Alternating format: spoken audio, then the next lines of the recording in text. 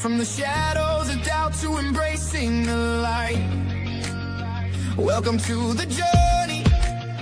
Feel the beat in your soul. From caving in to crushing it. Join us, let's roll.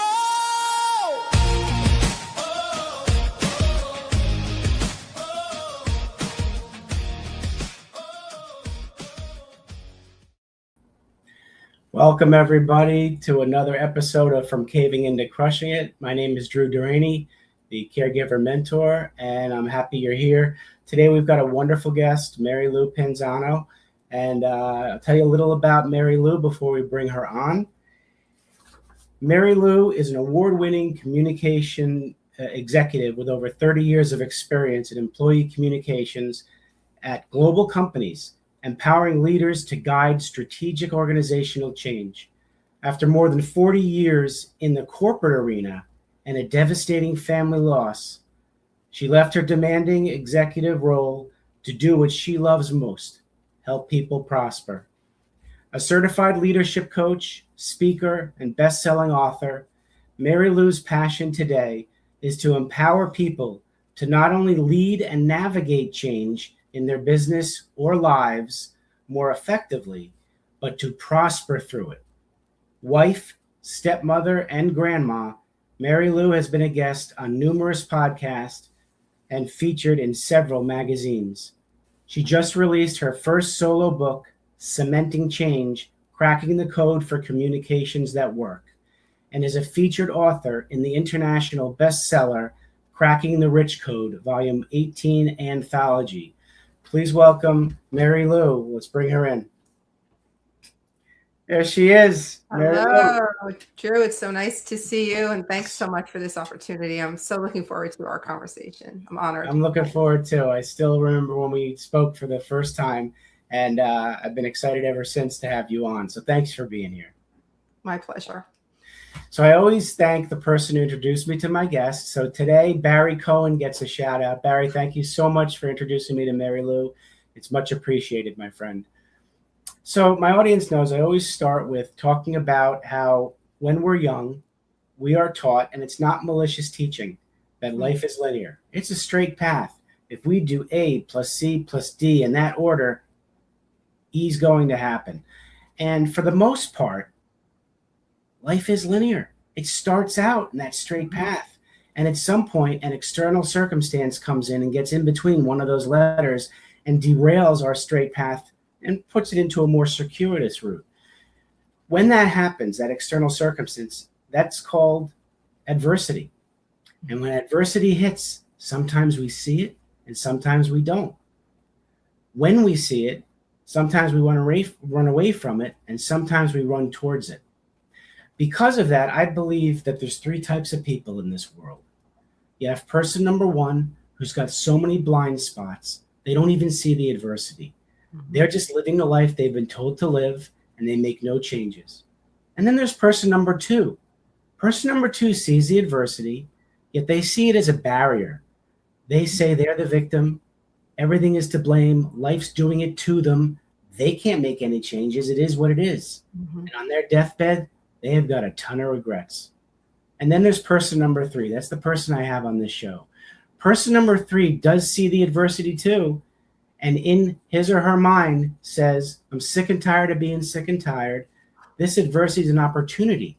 It's not a barrier. It's an opportunity to take massive action and become a stronger person in the end. And today, Mary Lou Panzano is that person number three. And for Mary Lou, for the audience and for me, if you please reach back as far as you need to for that defining moment in your life, whether it was the tap on the shoulder, the whisper in the ear, look what I needed when it happened to me, the 2x4 upside my head, that transformed you from person number one and or person number two to the person you are today, and how that transformation impacted you personally and professionally. Yeah, so thanks, Drew, so much. I mean, I think there are, when you've spent 40 years in the corporate arena and you've reached a certain age, there's a lot of those defining moments. There's a lot of them.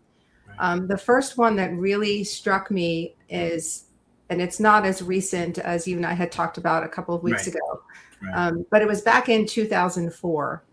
in 2004, it was the beginning of the year. And like many people, you get hopeful. It's a new year. Let's make it a great one. Well, this one was an especially great one for me because I was getting married at the end of October, in October at the end of that year. So my husband and I were, my fiance at the time, and I were excited about that and making all of our plans. And he had recently sold his house and moved into my townhouse with his son, who is at the time 19 or 20, who stands 6'8". My husband's 6'4", and I'm 6'1". So there's a lot of these big people in a small townhouse. Right. And in January, the first week, we decided to go looking for a new house. And we decided to put an offer on a home, the house we own today. And 3 days later, I lost my job at Prudential. And it was a job I had had since I was 18 years old, right out of school, essentially. Wow. Actually, I had done a couple of summer internships there, but right out of secretarial school, I started there. And it was the first time that I was without a job, and I was never in the outside job market. After I got my secretarial degree, I started at Prudential, and every advancement and every promotion and every job I took was internal to the company. Right. So now here I am trying to figure out how to buy a house, sell a house, get a mortgage without income, right? I might have had a severance, but without income. Right. My husband moved in with his son, who I really didn't know all that well. And it was just an incredibly stressful moment. And we're trying to get married. So then just trying to find a job too. So all of that was happening all at the same time. Okay. And that's a lot of change. And I think there's lists like the top 10, or 7 stressors. Yeah. I had 5 in the first week of January. Like all of that was happening, within the first week of January. And I had found myself so stressed out trying to find a job, selling a house, buying a house, doing all of those things, planning a wedding, that I wound up for the first time seeing a cardiologist. Oh boy. And it was just that the one day coming home, once I did find a job with all the stress going on, I remember leaving early because I had such a migraine headache, and I would get headaches once in a while, but not a migraine like that. Right. I probably shouldn't have driven home. It probably wasn't even safe to do that. But right. I got home, I took a bunch of Advil, went to bed and got over it. But I thought that's never happened to me before. And then when I woke up, I had heart palpitations. Mm-hmm. So when things like that happen to you, at the time, I really didn't know how to manage through that kind of stress and that kind of change, and multiple change, one on top of the other. Right. And for me, it wound up, having a conversation with a cardiologist I had never met before. And, my heart was okay. Like there wasn't any strange situation going on with my heart. And they said, you got to learn how to deal with the stress. So when you talk about the different things that bring adversity, mm-hmm. some of that change was exciting change, right? But it's still change. Sure. And, to decide, to start the year off and think you have a job and then you don't, and you think you have a house and now you're selling it, and now you think you have, what your life's going to be like, and now you're moving in with someone who, hopefully you'll have a great marriage. But like all of those things were stressors for me. Right, and it took me, a moment of a health scare to step back away from it all and go, wait a minute, there's a different way that you can manage through all of this. And I came up with a couple of different ways to delegate some things at work, to get some help at work, and to get some help with the house stuff, and with the wedding plans too. Right. So it was just a matter of, how do I manage myself through that? But I think of that as a defining moment for me for a couple of reasons, Drew. It was mm-hmm. such a series of life changes that were all compounded one on top of the other. And any one of those is very stressful. And any one of those comes with a lot of uncertainty and, to some degree, adversity. It's a lot of change. It's scary, yes, right? Now we're going to own a home together for the first time. We're going to be married to somebody for the first time. We're going to start a new job again for the first time. Yeah, right, and that just, all of those pieces individually are enough. But when they're compounded and you don't know how to manage yourself through them, that's where, you wind up in the cardiologist's office for the first time with a real health scare. So that was the first one for me. And I had to learn a lot of things about how to handle stress differently in that regard. But that one comes to mind because there were just so many pieces that layered one on top of the other. Right. I'm thankful there was nothing wrong with your heart. But you're right. Stress can cause a lot of things, and you're right. And there's positive stress, and there's negative stress. And I mean, a little bit of stress is good for us. Yeah. But too much, no, not so much. So you got the other job, so that was good. And did the wedding happened? The wedding happened. It went over beautifully. We have the house we bought was like a money pit, but we love it now. We've invested a lot of money in completely changing it. And we have very, very happy marriage. And my stepson is now married, and we have a grandson, and like all good. So, yeah, but it was a really, really challenging transformation. And the job change was an interesting one too. If I could dive into that. Yeah, I'd love to hear that too. Because I had left Prudential as a director of communications for several of their corporate functions.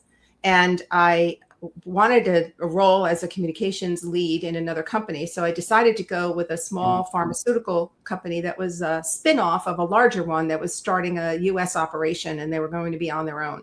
So the job title was executive manager, which is sort of an unusual role, but it was like a chief of staff role to the CEO and head of the communications department, which didn't exist. So I thought, well, God, this could be cool. I could, be a bigger fish in a small pond, right? Start a communications function. I was doing employee communications, and they had a PR firm who was handling external. I said, I could learn a lot from them on the media side. Sure. This sounds great. 2 days into that job, I thought it was the worst career decision I had ever made. Oh, boy. I was going to be making more money. I had good benefits. Pharmaceuticals, I live in the state of New Jersey, so pharmaceuticals is a good place to be when you live in the state of New Jersey in terms of industry. Sure. But I didn't know anything about the pharmaceutical industry. And I think that happening while I was getting married and doing all of that was just a whole lot of new stress, because I stepped into that thinking that there'd be, of course, lots to learn when you're in a new role, but it just became so overwhelming for me. And I think that was probably one of the reasons why I had that migraine, right? It was partly work, partly what was going on in life. But that job taught me a lot about flexibility and adaptability. Because as we thought we were starting up a business, within 3 months, they wound up deciding they were going to divest it. So we went from a startup to a divestiture in a couple of months. So my role had changed a couple of times in about 18 months while they figured out what they wanted to do. But all I learned through that process was stick with it. Like, stick with it. Trust yourself. Get help, right? Take care of yourself, get help. But it was just an interesting changeover for me, because then that started a career for me in communications in the pharmaceutical industry. So it's just, every cloud, they say, has a silver lining, right? You have to, I believe it serves you well to go with it. Part of it is, I'm just going to step back away. I'm going to quit. Right. You could have quit. I was going to figure out a way to learn and grow and make it work. And that job led me to a role at Pfizer. And then the Pfizer role led me to a role at Bayer.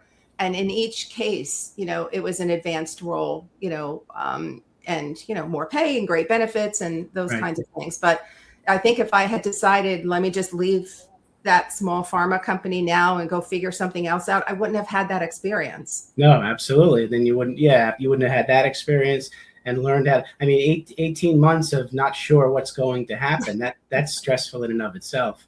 You're right, sticking with it paid off. So thank you for sharing that. And I don't want to gloss over, though, when I was reading your bio about you got the devastating family loss. Because I'm sure that was another defining moment in your life. And I'd love if you could share that with the audience and how you got through that. Yeah, absolutely. And that's the much more recent. So I wanted to go give you something a little bit further back in my career, but this is much more recent. So my brother, my older brother, who's 2 years older than me, had a debilitating disease for which there is no cure. He had pulmonary arterial hypertension, and he had recently moved to Florida with his wife and his 2 boys. He has twins, and he was making some progress, And then all of a sudden his body just gave in, and we lost him on August 8th of 2021. Oh boy. And so we knew his days were numbered, Drew, but we didn't realize, you're never ready for this when it happens, right? This was the first time in my life that I had been bedside when someone passed. Oh boy. So my sister-in-law had called me, and she had been my best friend many years before they decided to get married. So she called me that Friday and she said, your brother's not doing too good. And I'm like, well, what do you need me to do? She goes, I think I need you to come here. So I flew to Florida that night, and Saturday we waited. One of his sons was away, and we waited for him to get back. And there's something when you're in that moment where you know that someone's life is ending, that there isn't a thing you can do about it. Right. And all I remembered was thinking to myself, what must he be thinking? Like there were so many things that he talked about that he wanted to do, things he wanted to see. My brother struggled through a lot of his life. He was overweight. He was bullied as a kid.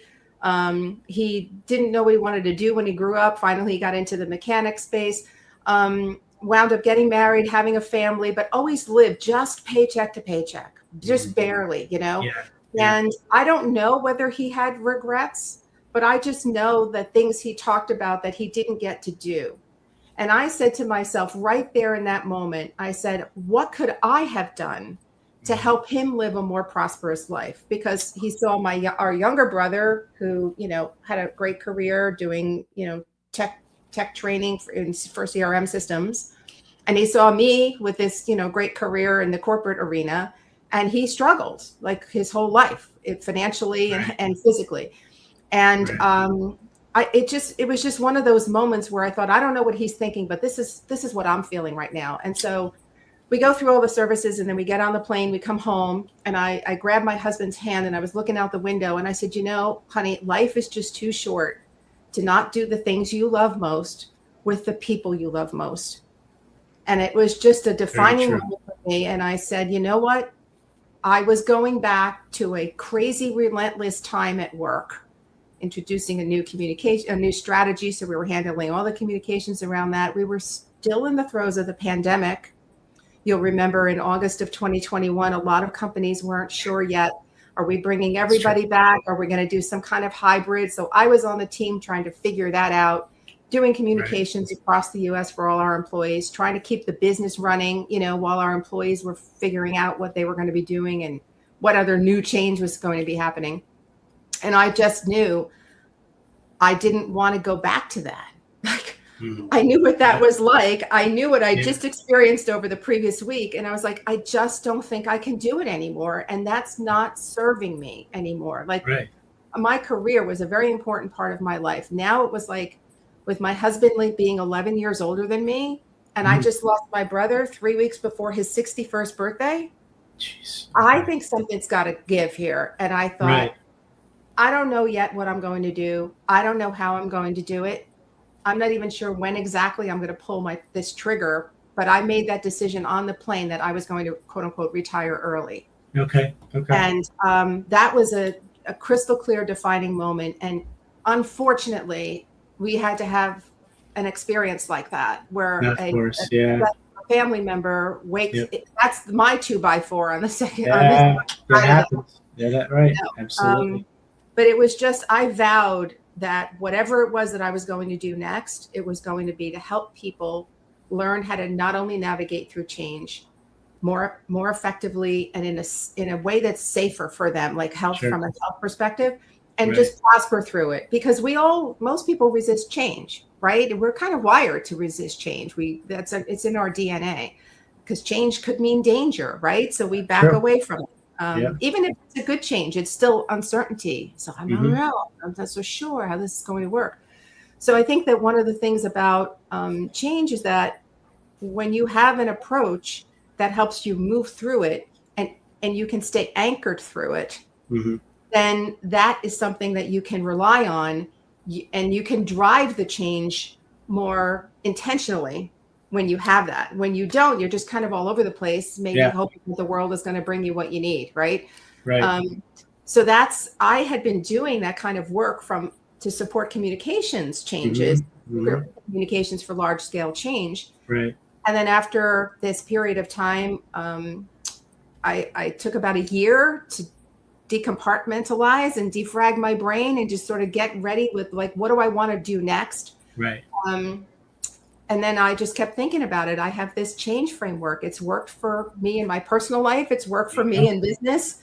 Right. Go teach that. I mean, God was telling me. I was waking up in the middle of the night thinking about this.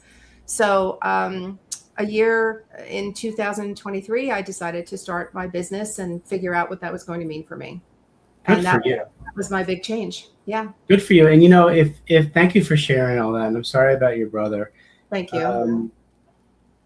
You talk about what happened in 2004. If you hadn't gone through the 18 months of that challenge, do you think you would have been able to handle the change back in 2021? You know, I love that question. My gut tells me probably not. Probably not, because even though this approach to change that I'm talking about wasn't really defined or labeled until sometime in 2014, there are some disciplines that I had learned about and had experienced myself, even as a child, and the way my parents, you know, raised us. Things are going to happen in your life, and you don't have to. There's a way to go about figuring out how to work through those, right? In a more healthy way, and in a way that, you know, helps you grow through it instead of, you know, suffer through it. That's the biggest difference. And I did more suffering earlier in my career than I did later in my career, when I started to realize some patterns that helped me move through things more smoothly. I mean, change is always a challenge. Don't get me wrong. I don't at all. I don't want to discount that. And some changes that happen to people are planned, right? They're things you want to do. And then others just come out of nowhere, and they just shock you and put you back on your heels for a little bit. Right. And you need to go through those moments. You do. How you recover them through them is a different story. Yeah. Well, with this technique that you've learned, the change management, what would be like the number one thing to start with when change occurs that you may or may not have expecting it?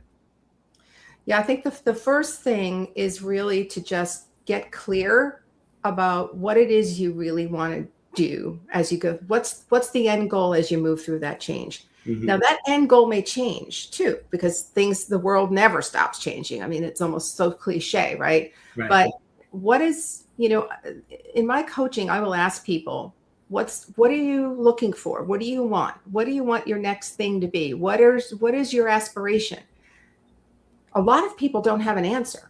They haven't really thought about the question. And even when I talk with leaders about changes they want to make in organizations, let's say there's a leadership team of 7 people.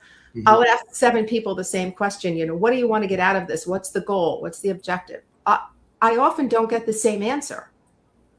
So even just getting alignment on what it is we're looking for, what we're trying to get to, becomes a challenge for people. So the more clear you can be about what I'd like to aspire to do, have, be, whatever those words are for you, try to at least have some idea of what that is. You're probably not going to know how to get there. You're probably not going to know if it's even maybe the right thing for you.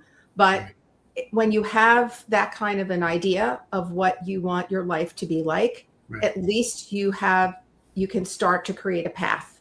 Because without that, it's like, you know, we use Waze or Google Maps, right, to take us from point A to point B. Yes. Well, you turn the app on and it tells you where you are and it shows you streets or maps, but it can't help you until it knows the destination. Good point. It can't help you until you know where you want to go. Now you can change your mind and you can change the destination, but the app is not going to help you get there until you're clear about where you want to go to start from. So that's really the first place to start. But I love that point about knowing where you want to go. Now, many times in change, emotion clouds your decision-making process, that brain fog. How do you, as a coach, a change coach, how do you help people manage the emotion regulation, to ensure that the emotion doesn't make the decision of where they want to go? I love that question, because we are an amalgam of our emotions. We, you know, every time somebody says, you know, put your emotions aside, you can't. They're part of your body. Like you can't separate your head from your heart. It just doesn't happen. Right. So for me, one of the things that is most effective is to, number one, acknowledge the feeling. Okay. Let people have the emotion. Most of the time, they don't have a trusted place to go. They don't have someone who's not going to judge them. I'm a non-judgmental listener. I'm here to just let you unload. Mm-hmm. And a lot of people do not have a safe place where they feel that they can do that. And you have to, you know, in order to release that, you have to be able to share it. If you're going to keep the emotions inside, they're going to continue to build and bolt. And then what will wind up happening is that you become reactive instead of proactive. Yes. And the reactivity, you can't help it because physiologically you've built up. It's like putting gunpowder in a cannon, right? Eventually, you know, something's going to light that flame, and bam, you're going to shoot something, and it's not going to be good for anybody. No, I love how you can't ignore the emotion, and your nervous system regulation is so important, because that's the first thing that's going to happen is the fight or flight, and to be able to pause before you make a decision and address the emotion, and it takes the power away from the emotion. Yes, and just breathing, like just simple moment, just breathe for a second. And oftentimes what will happen, especially when I'm working with somebody new, when I'm coaching somebody new, they're just rapid fire, boom, boom, boom, boom, boom, boom, boom, boom, boom. And I'm here taking notes and just looking at their body language. And then somewhere between 7 and 10 minutes, they're like, I'm like, okay, wow. Wow, that's a lot. And I think a lot of people do not get acknowledged that for what they're feeling and what they're going through. And those are their feelings. Those are what they're going through. There's nothing I can do to make those go away. You have to feel your way through them. And there are some times when in follow-up conversations, those emotions come back up. Mm-hmm. And when they do, I need to let them happen. Yeah. And I need to acknowledge them and give people the space, because unless you can start to work through that, like I wound up working through my emotions in that first example I shared with you, like in the cardiologist's office. Like, that's not where you want to do this. Trust me, that is not where you want to do this. So that recognizing that and acknowledging that, and even in business, you know, emotion and feelings, you know, employees are dealing with a lot of stuff. Right. They're dealing with a lot of stuff. And most organizations are going through multiple changes, layered one on top of the other. And people are just trying to figure out what's happening. Do I have a job? What is my job going to be? How is this change going to affect my role, if it is at all? When am I going to learn more? How are you going to help support me through this next change? Oh, and that's change number 1. What about change 3, 4, 5, 6, and 7, right? Absolutely. Yep. And then they go home and life happens. Like, is it no wonder that people are so stressed out and are having, you know, mental health issues in this country, at least, you know, at alarming rates. So people are trying to deal with a lot of stuff. And this opportunity to talk about it is just absolutely key with somebody you know and trust, and who's not going to say, you know what, Drew, enough, get off your soapbox. Like, nobody needs to hear that. No, absolutely. No, I'm glad you carve out a safe place in your practice for the emotional piece, you know, and, you know, society tells men to keep it in, you know, especially with men, and that's dangerous for the health of the human, you know. So, you know, and yes, is there a time and the place to not show your emotion? Yeah. But is there a time and a place where it is very helpful? Yes, that too. So there's that balance between when the emotion is going to be, to show the emotion is going to help the situation, and there's sometimes that it might not help. But you need to find that place where you can release the emotion safely, because you're right, bottled up inside, the unconscious is going to take that, and you're going to make decisions off of that emotion that's unconscious. Yeah, and we've seen plenty of stories and heard a lot of things about when people get to that point and the dangerous situation that they put themselves and others in when that happens. And if there's anything I can do to help bring that back. Yeah. And rein that emotion in, and let's work through it. Let's talk through it, and let's let it happen in a safe, confidential place. Then I'm here for it. Absolutely. So in your practice, do you do one-on-one, or you also do group? You do corporate leadership training too, right? For change management?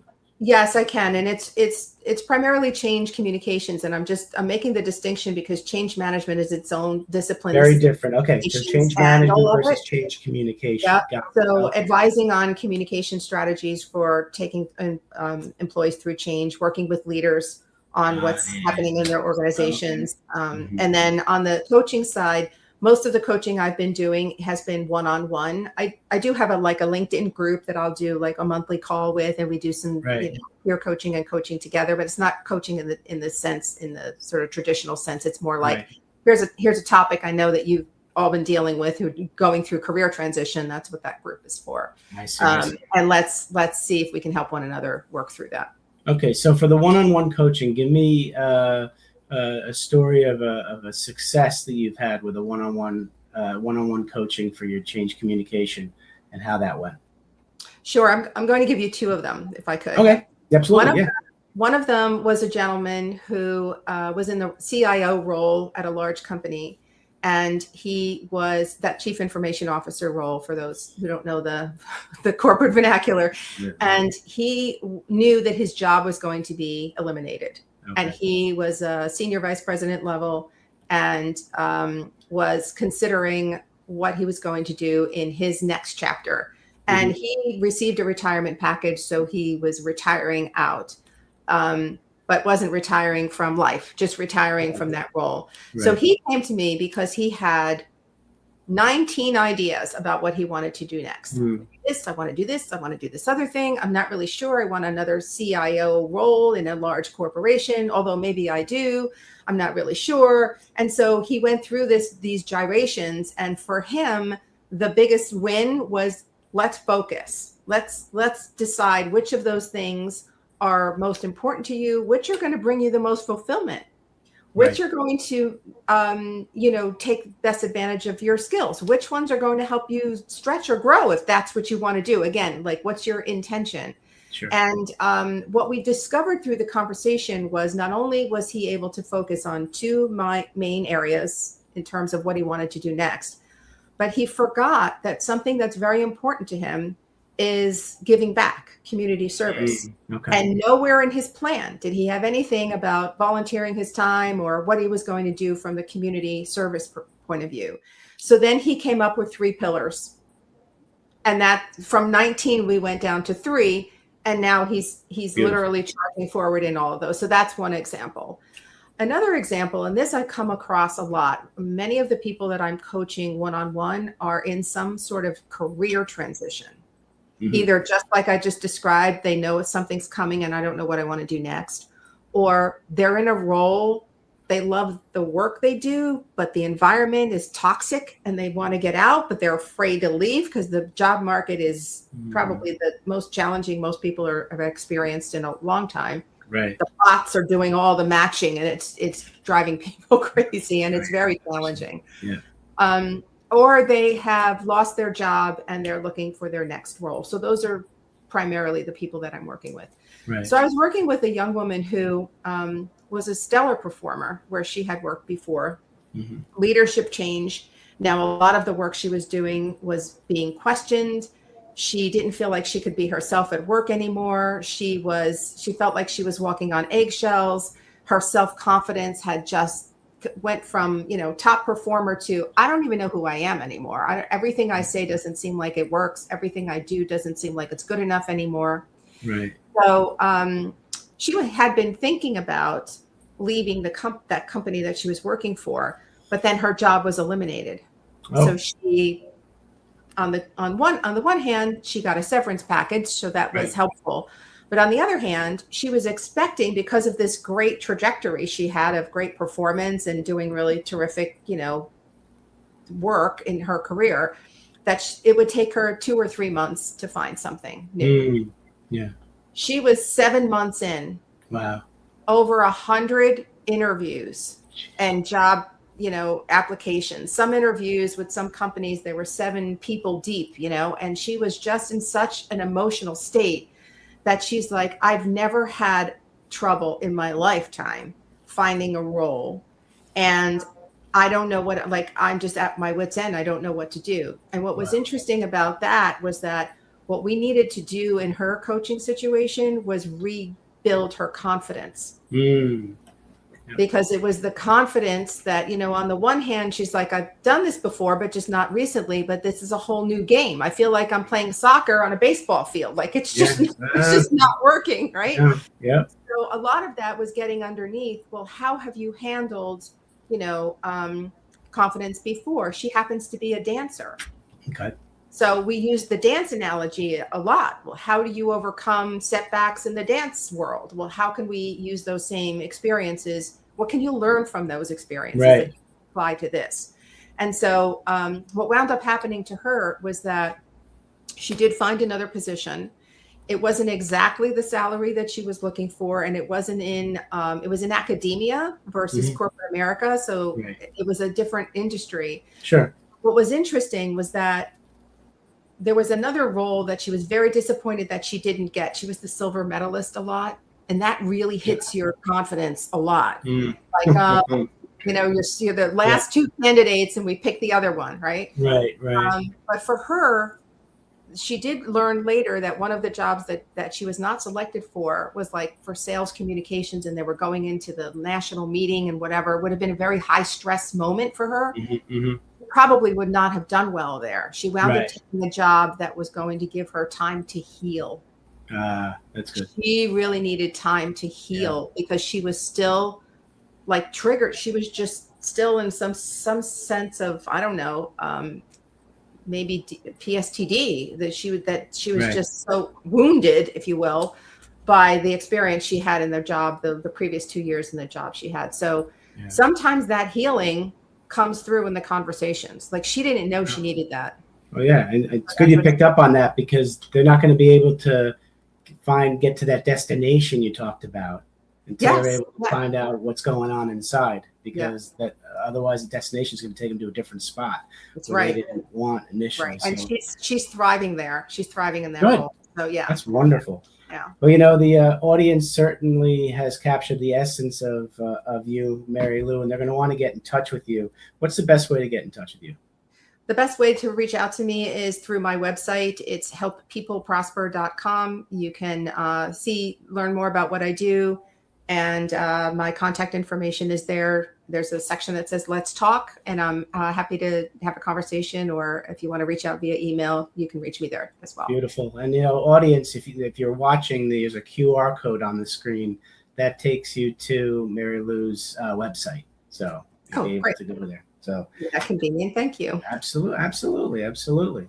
So anything you want to talk about? You got a book, your solo book is coming out or is recently out. Yep. Can you tell us a little about the name of your book, what it's about, and what you want to tell us about it?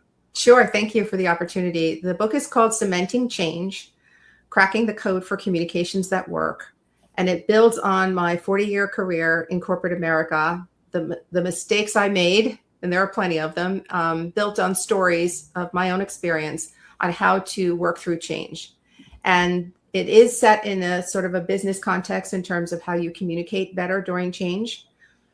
So there's a framework, I call it the 4 C's change framework: clarity, connection, caring, and courage. We talked about at least one of those today.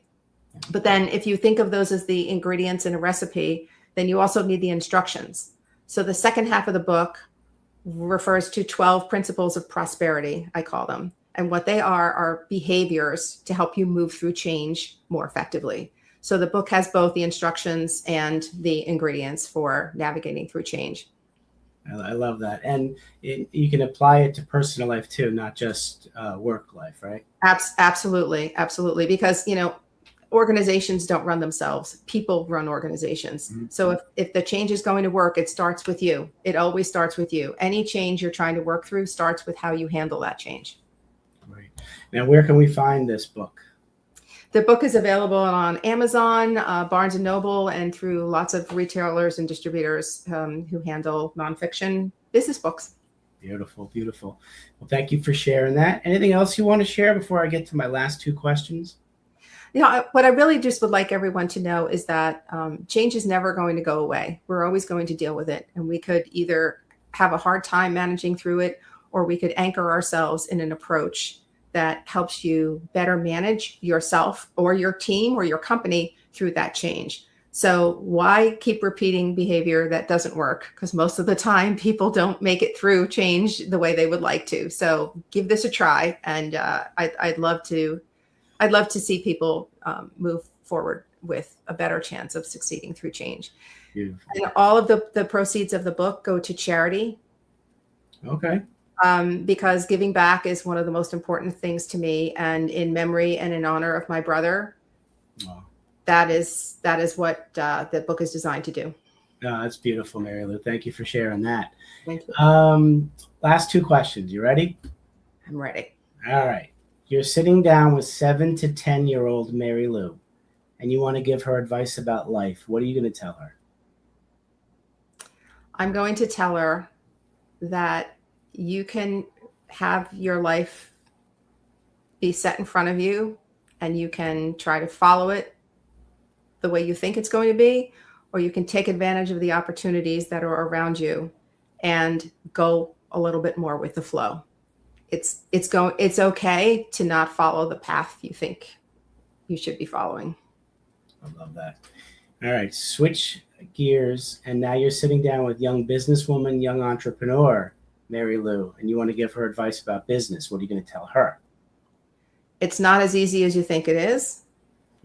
It is very possible to start your own business and to be an entrepreneur. Do your research and get help. Don't do it alone. Mm-hmm. Nobody goes at it alone. There's no such thing as a self-made millionaire, in my opinion. Because even if you were in a garage and you created the best computer software or AI agent in the world, somebody still needs to buy it. You can't go at it alone. So get help, and you'll get through it. And stay close to your passion. Mm-hmm. Love what you do. It won't feel like work, and don't give up. Don't give up. Great advice. Absolutely great advice. Well, I want to thank you, Mary Lou, for coming on, for Barry for introducing you to me. Thank you, Barry. It's amazing work that you're doing, and I love how you could have just kept all of this to yourself, but giving back, like you said, is part of your mission.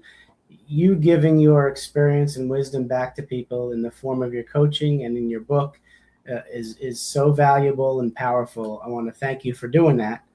Thank you. I appreciate you. Thank absolutely. you. That there are people out there who needed to hear your story and need to get your book and need to really apply the change communication methodology in your book to their lives. And so I want to thank you for all of that. Thank you. It's an honor to be here. I appreciate your giving me the opportunity to share this knowledge. It's not going to do anybody any good if it sits on a shelf. Go grab it, learn it, use it, and share it with others. That's what I would say. Absolutely. And everybody out there, if you ever find yourself caving in, realize that person number 3, the one who faces adversity and sees it as an opportunity to become stronger, you can do it. You can go from caving in to crushing it. Thank you so much for being here today, and have a wonderful, wonderful rest of the day. Thanks so much for listening. If you enjoyed the episode, please subscribe and give us a review to help others find it. I'd like you to answer this question. Are you living the life you want to live, or are you living the life others want you to live? I'd like you to think about that for a second, because I strongly suggest you live the life you want to live. If you want to learn more about what I stand for and my services and how I'm able to help many men get out of their own way, please go to my website at www.profitcompassion.com. Feel free to also email me at drew@profitcompassion.com. I'd love to have a conversation with you. Take care of yourself and choose to write your own story instead of letting others write it for you.